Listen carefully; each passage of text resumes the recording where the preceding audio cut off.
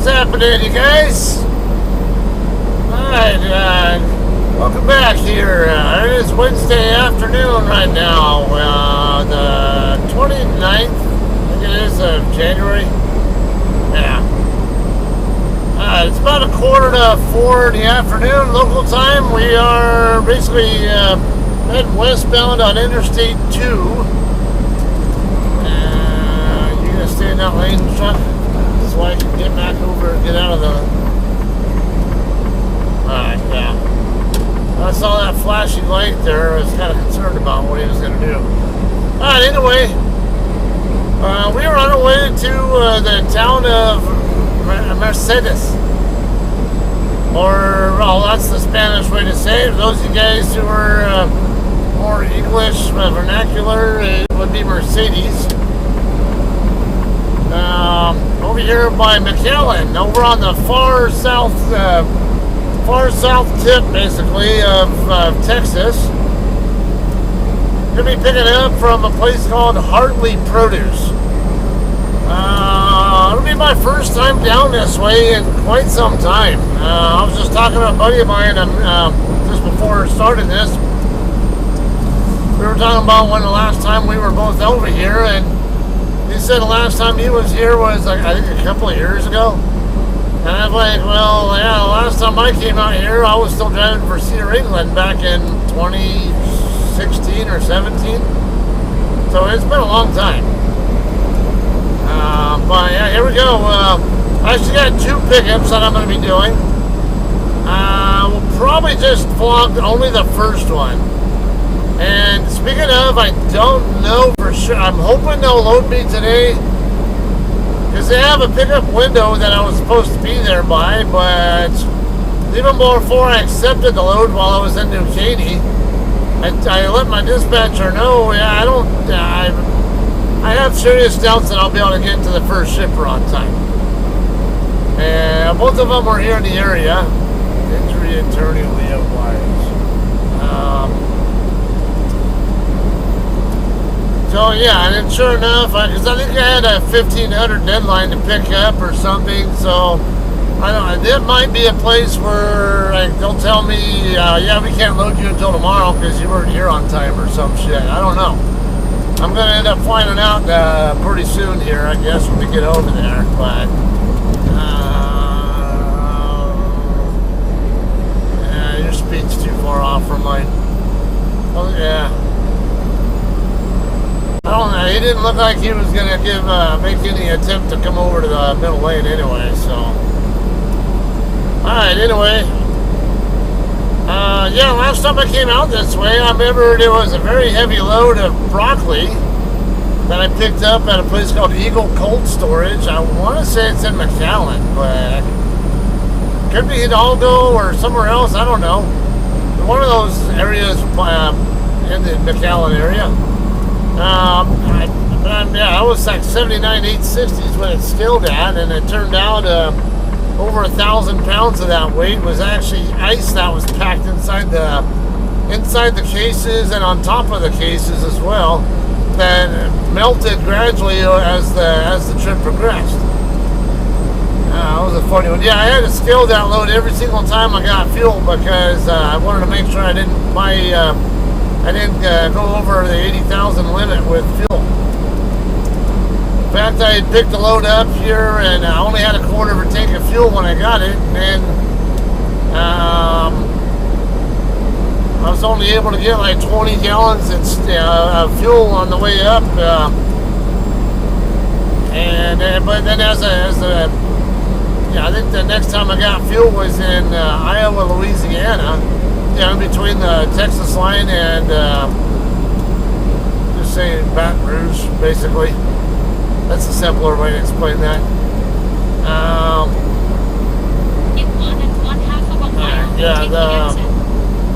Yeah, I was able to get more though. Okay, so I'm running a little bit short on time here now. I want to review a movie that I watched yesterday. Yeah, why not? Just talk about it. Now, you guys know that I'm a retired vet. And alright, so this movie is called Land of Bad.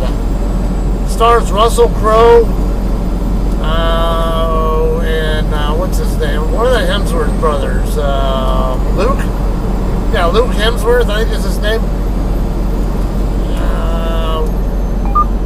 What else? In one half of a mile, take the exit toward mile 1 East Road. Okay, let me get zoomed in, by the way, for you guys, because you guys have absolutely... I just had that out as a perspective, so you guys can see where we're at really in Texas, but... Alright, now, so I didn't make it very far into the movie before I already got my mind on, like, what else did they screw up instead of on the entertainment factor of the movie, the story. And I mean, I did get through the story of it all, whatever, but when you're only making it 3.5 minutes into the movie and you see a woman wearing Air Force uniform, but she's wearing Army Staff Sergeant stripes, it kind of makes me start thinking, like, what else am I going to find on this movie that's going to make me laugh at, like, how stupid Hollywood is? So right away I'm like, why is that girl wearing Army stripes when she's got clearly had Air Force name tape right there? So our stripes are not the same. And then Army Staff Sergeant, it was actually Army Staff Sergeant stripes that she had on. And she was playing a staff sergeant, but it was an Air Force staff sergeant. So, like, you know, between the Army and the Air Force, our staff sergeant ranks aren't even the same rank. If you're a staff sergeant in the Army, you're an E6. If you're a staff sergeant in the Air Force, you're an E5. And then the chevrons point in different directions, but depending on which branch you're in. So, I just found it. Forgot this is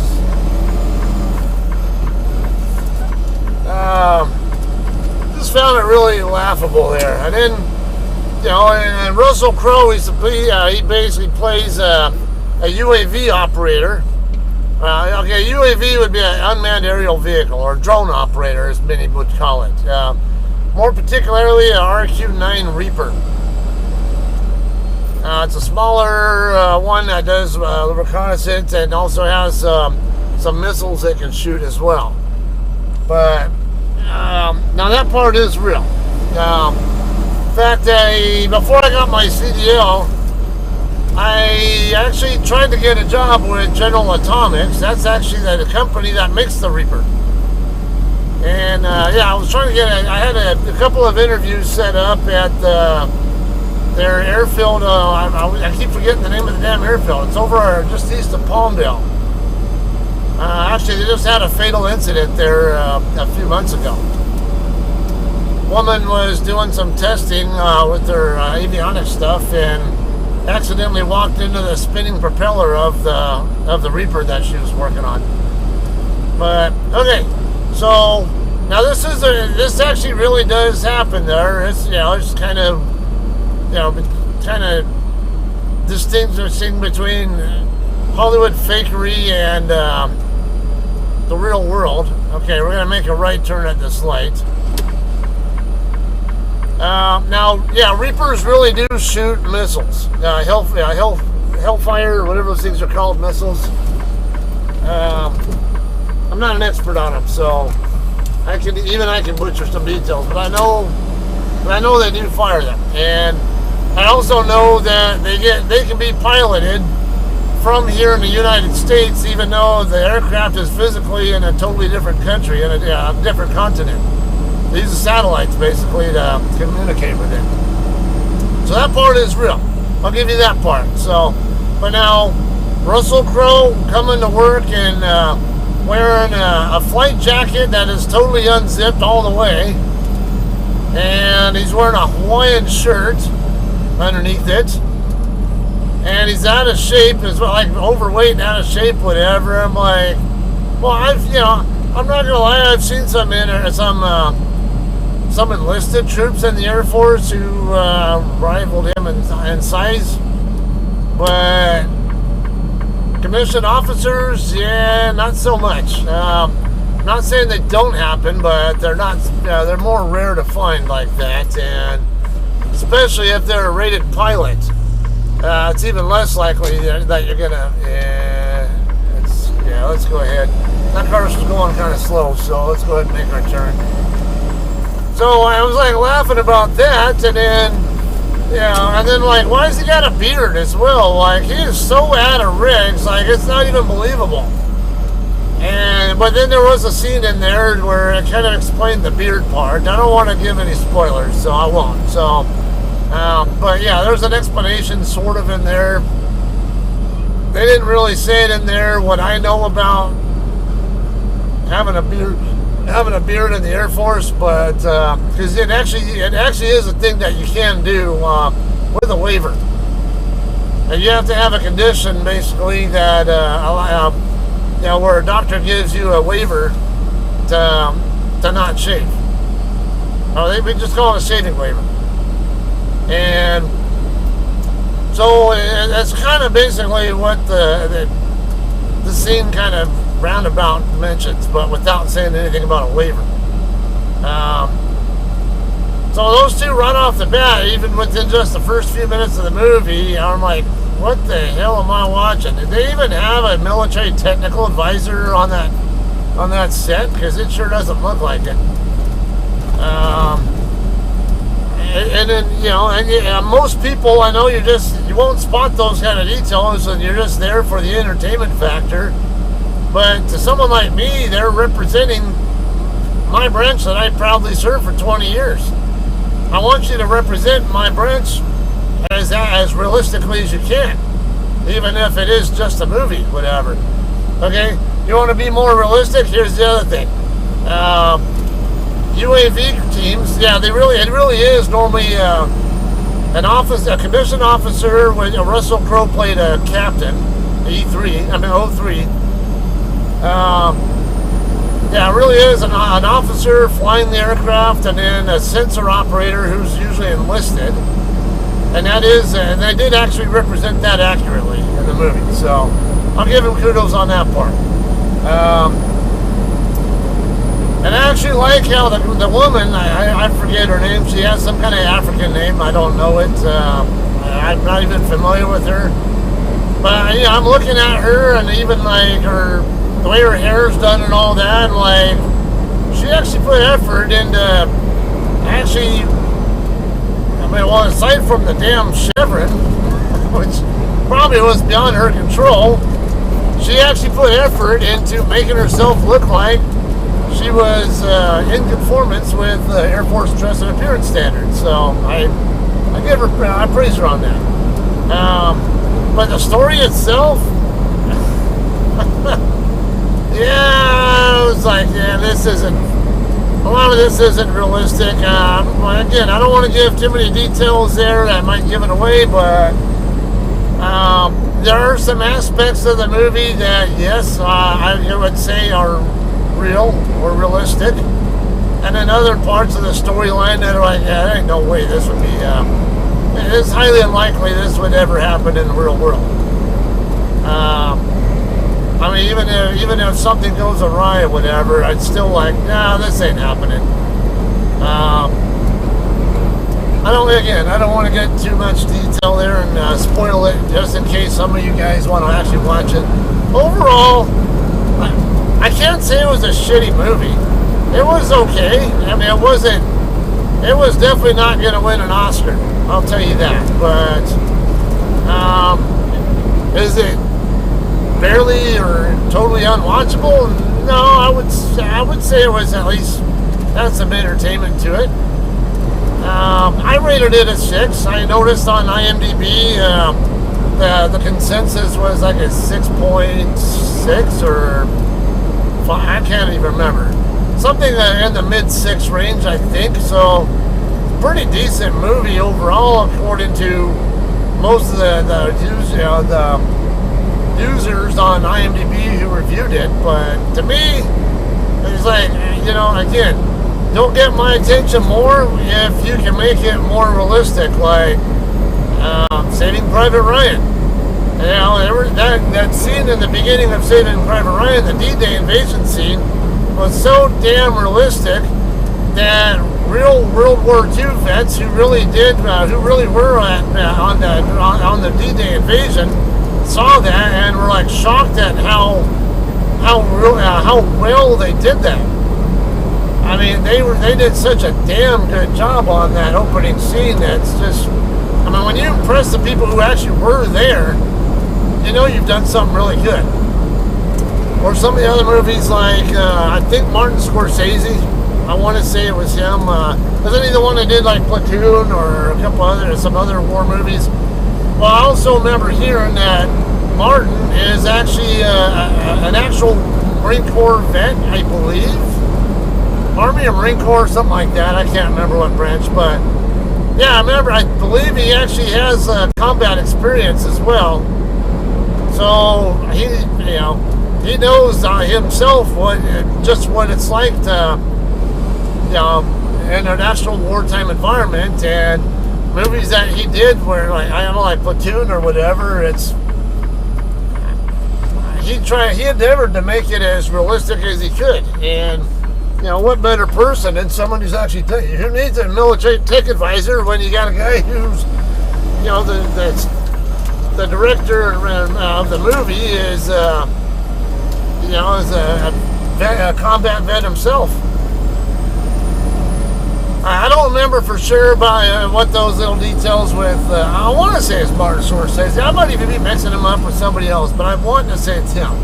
So I don't know. I'll have to do some research and double check what if I'm even talking about the right guy and what exactly is that. Because I know the guy had military background. Whoever the one I'm thinking of, the writer and director who made a very famous, like 70s or 80s, whatever, type of war movie. And I want to say it was Platoon. But anyway, so we're a mile away from our shipper now. Fingers crossed it'll still be open, and it's still open now. That'll still load me. Let's see. Yeah, and so it does look like.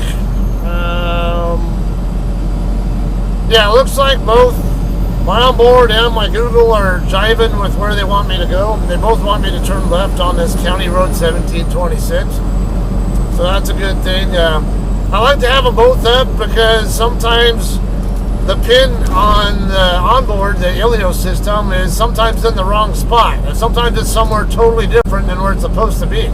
So I don't trust this for anything. I will never follow this thing's directions because I never know if it's really going to take me to the right place.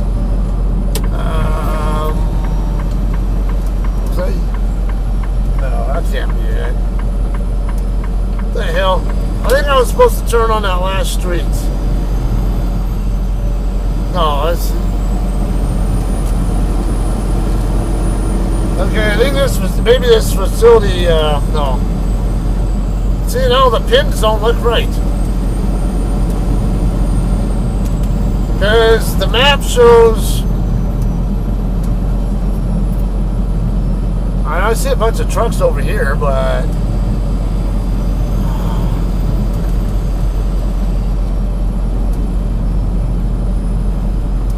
Something tells me this isn't right, though. This doesn't look right. I need to be down on that other street down there. I don't think I need to go on a dirt road to get to it. Alright, so we'll get, I think that street that I saw that street that I probably was supposed to turn on, but why this thing was wanting me to turn on that county road, which apparently is a dirt road or something, when I could have just used that paved road, I don't know. So, it's not that big a deal. I can always just come down here to,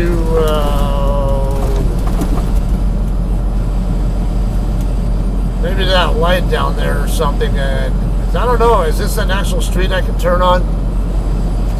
I can't tell. That truck being there, I can't tell what. Okay, it looked like I probably could have gone that way,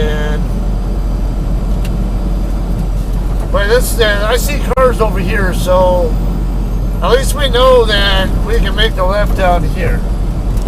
And the pin is showing, yeah, showing down there on that. And I see these facilities down that way, so I remember looking at it on the satellite view, but yeah, I didn't realize that the street that it was going to want me to turn on was a damn dirt road.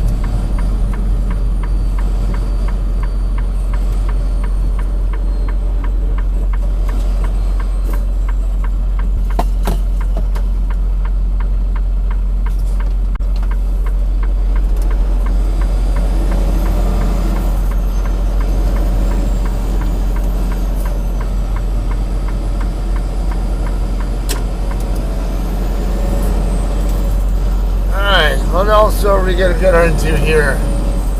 With fun trying to even get to this damn shipper. Okay, 3/4 mile to Rancho Road.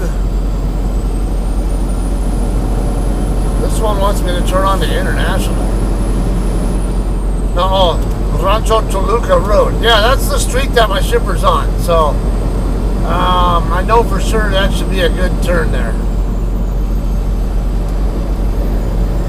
El Disco Super Center, LLC. Rustic Furniture, Home Decor.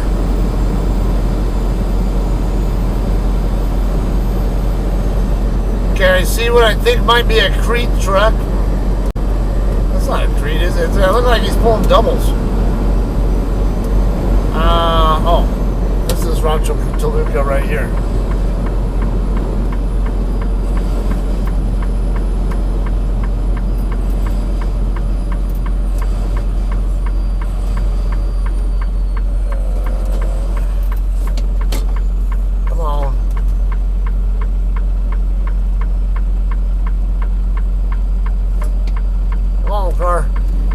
So let's find out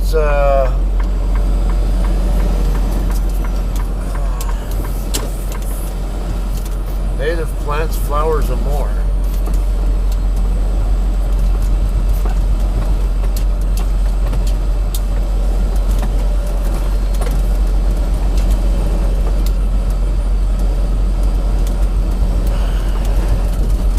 This shipper's going to be full of surprises, isn't it? And we haven't even gotten there yet. What are we going to deal with once we actually get there? I mean, these are produce trucks, so kind of look like the kind of all potatoes and stuff. Although on the Google reviews, someone mentioned picking up onions from the shipper I'm trying to get to.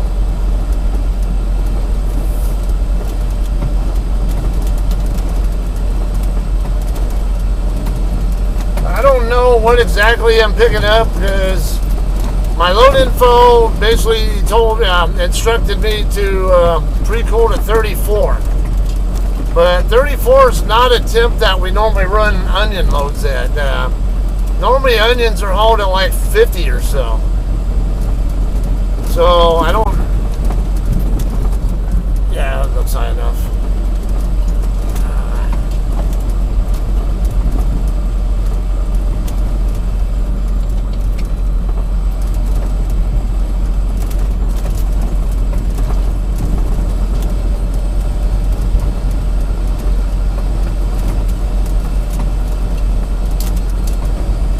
Doesn't look like the place that I'm trying to get to.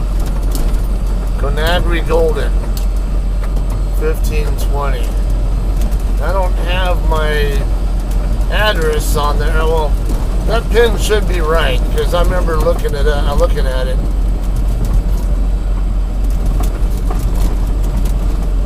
But it's kind of weird. I'm the only reefer truck here. Everybody else is like these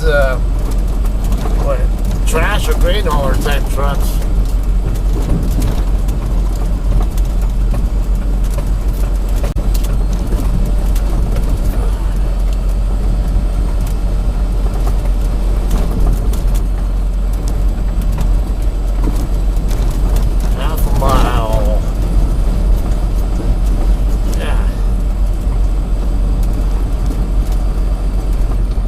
Lifetime Materials.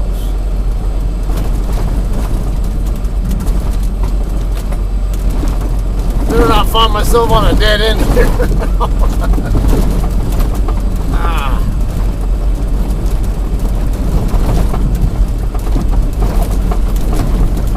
Like, just what kind of hell place am I picking up from?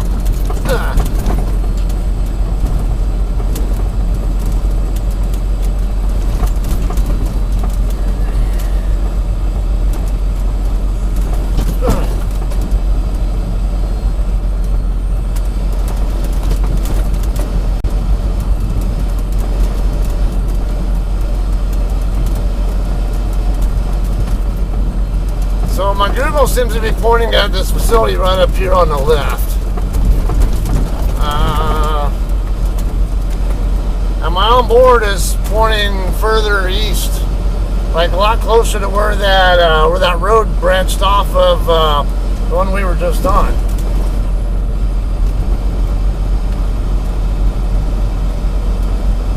This does look like the same place I looked at on the satellite, though. The dock doors should be on the north side. I do see a truck docked in, or at least a trailer docked in over there. I can't tell there's a truck attached to it, but I do for sure see a trailer. Yeah, there is a day cab, it looks like, perhaps, attached to it.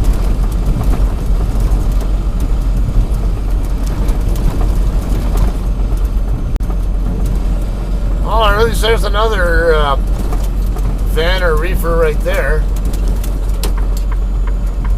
Okay, so we'll turn into here and then figure out what we're doing for check-in.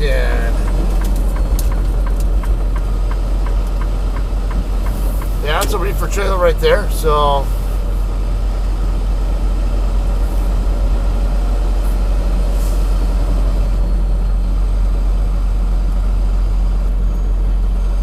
alright, it's 81 degrees here, so it's definitely a little bit warm to be having my hoodie on still. I'm gonna, unless they require reflective gear or whatever, I don't know. Alright, I'm gonna get checked in, figure this out.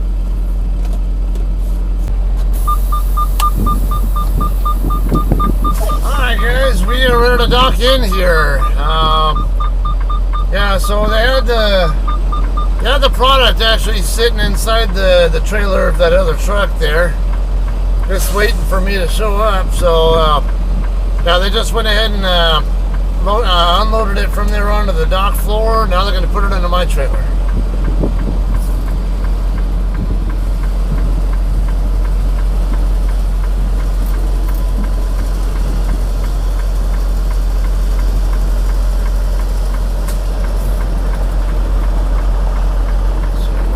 Bit early turning this way, but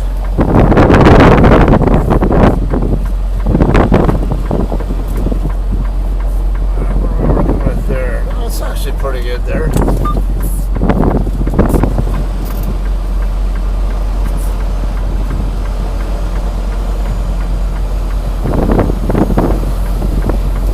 Get out of my truck. Stupid fly. Nobody invited you. Alright, so there's going to be a lot of broccoli.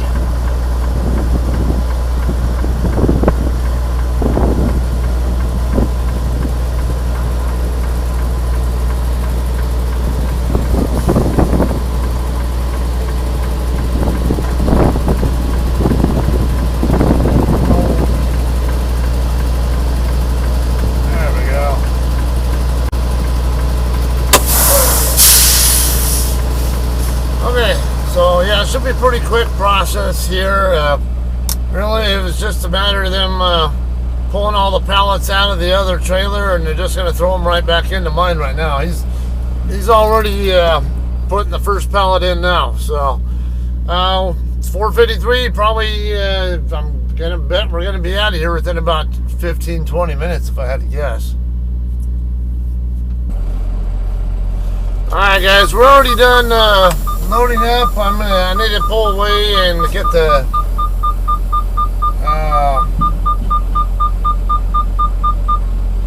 the doors shut. And and then we'll get bills and we'll get out of here. Let you know where we're going next. So I think I had mentioned we're going to San Juan after this.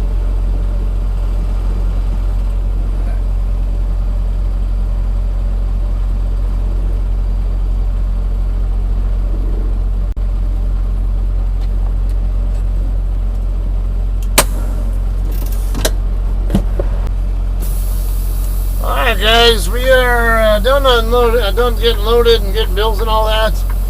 Let me go ahead and back up some here. Let me get my tandems over in that direction so I have more room to tail swing. I'm not going to have to worry about hitting this guy's truck. Okay. Alright, so we're going to be heading next to Rio Fresh Produce in San Juan. Which is west of here, about looks like 17 miles. Shut up. Yeah, 17 miles from here.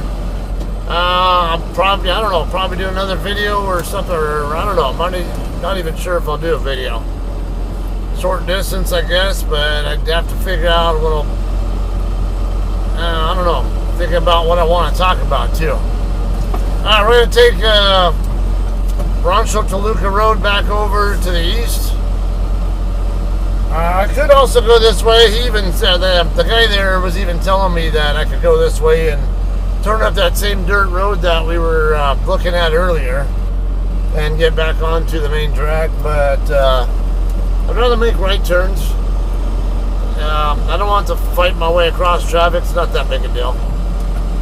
Yeah, it's a little bit rough here, but I want to take it a little easy as well because it is kind of tall stacks of broccoli, and the cases don't look like they're the most easy. I mean, most. Follow the road for 1 mile. Most steady, I guess. Something along that line. Whatever. Oh, anyway, I'm going to go ahead and wrap this up, right? That's what's going on here. This was a really good experience overall, though. Really fast.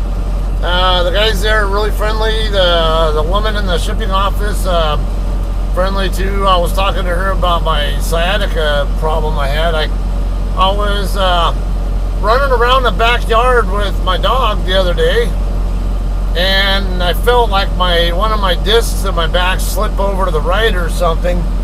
Or I felt pain on the right. I'm like, what the hell? And ever since I've been having problems over on my right butt cheek. There's like muscle spasm feels or whatever, like it's like cramped. And then my lower leg, like basically my ankle or my shin down to the foot. I feel numbness and like a stinging type of pain there at times. Now if I'm sitting like this, I feel fine, but if I'm standing and not walking, it can get pretty agonizing pretty quickly, actually. Where I want to move around and stuff. But anyway, that's all.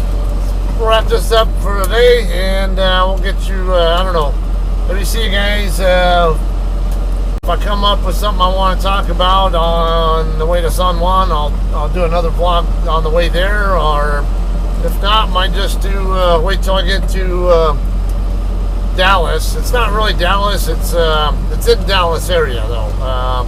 It's a Kroger distribution center there. So one of those two is where you're going to probably see me vlogging next. All right. Y'all have a good day. Appreciate watching. Thanks for. We'll see you then.